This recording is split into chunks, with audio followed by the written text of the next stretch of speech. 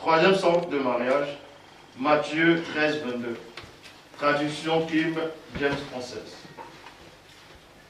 King James. Et celui qui a reçu la semence parmi les épines, ouh! Aïe, aïe, aïe, aïe, aïe. On va un peu décortiquer ça, ça fait mal ça. Matthieu, chapitre 13, verset 22. Et celui qui a reçu la semence parmi les épines, c'est celui qui entend la parole, mais les soucis de ce monde et la séduction des richesses étouffent la parole et il devient infructueux. Salomon a tellement parlé de mieux vaut habiter dans un désert ou que d'habiter avec une femme colérique.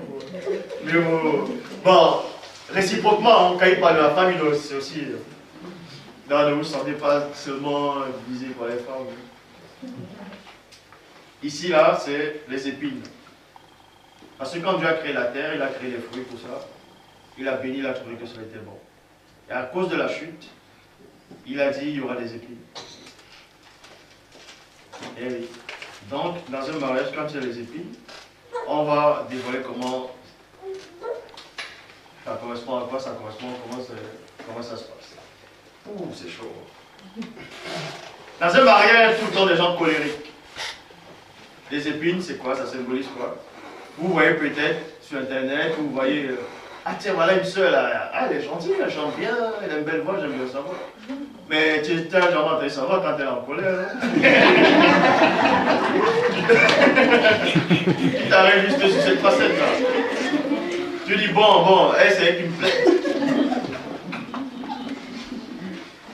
Vous voyez, vous écrivez, après un jour, dès que vous vous rencontrez, 2 semaines après, tu commences à me fatiguer, t'es bizarre, les disputes tout le temps, la colère, soupçon, la méfiance, et tout le temps on dit c'est Dieu. Dieu n'a rien à voir là-dedans.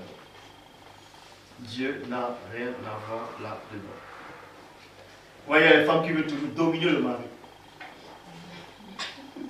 C'est diabolique, parce que ce n'est pas dans l'ordre de Dieu. Ça ne veut pas dire que la femme est l'esclave. C'est pas ça. C'est qu'il faut respecter le droit d'aînesse. L'homme est venu en premier, donc c'est le droit d'aînesse.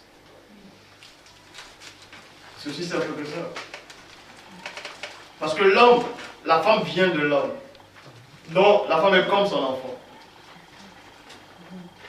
Et ce n'est pas l'enfant qui doit dominer le parent. Et la parole dit, tous tes désirs se porteront vers ton mari. Donc toute ton agitation, tes désirs, tous tes trucs, mais il va dominer sur toi. Vous avez dit qu'on doit tout dire. Vous êtes sûr?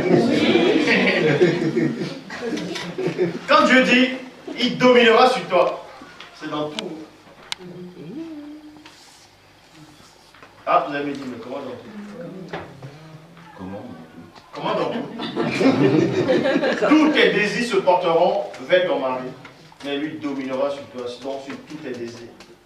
Il n'y a aucun désir où il ne pourra pas être maître.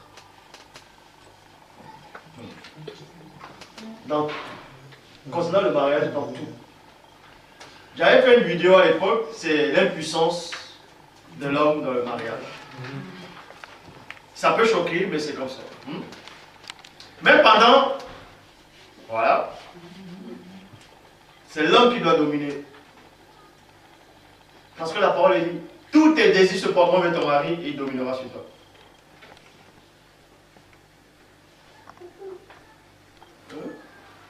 Qui a parlé là?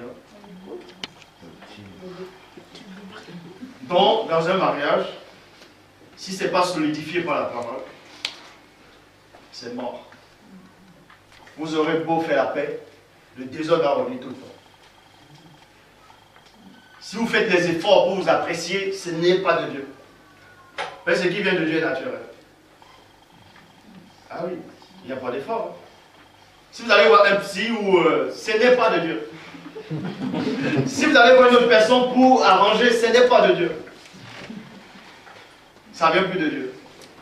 Mais si de vous-même vous n'arrivez pas, et que vous allez voir une autre personne, c'est que ça devient chaud. Et dans un véritable mariage, quand vous avez un souci, il ne faut pas les raconter. Il ne faut pas exposer l'autre. Faites comme Eyoumé. On va voir. Il faut garder.